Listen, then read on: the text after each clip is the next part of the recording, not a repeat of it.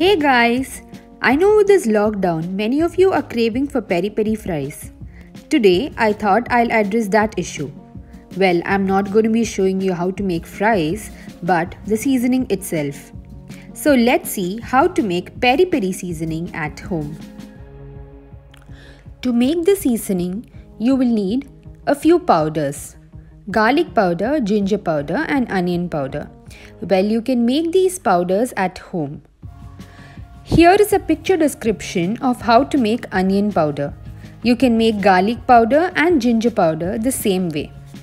Along with that, you will need some red chili flakes, Kashmiri red chili powder, mixed herbs, salt, sugar and lemon zest. Remember to not scrape the white part while zesting your lemons. You will also need some dry mango powder or amchur and cinnamon powder in very small quantities. And the most important tool, measuring spoons.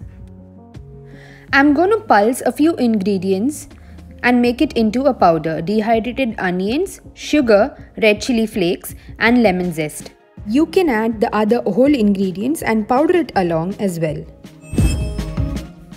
In a jar, add 1 tablespoon garlic powder, 1 teaspoon Kashmiri red chili powder, 1/4 teaspoon ginger powder, 1 teaspoon salt, the ground mix, 1 teaspoon of mixed herbs, 1/8 teaspoon or less of cinnamon powder and 1/4 teaspoon of dry mango powder or amchur.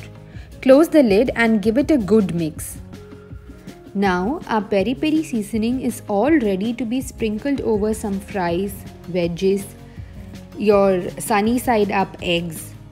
You can even use it as a marinade or seasoning for paneer, chicken, mushrooms and a variety of vegetables. Just get creative with it and enjoy.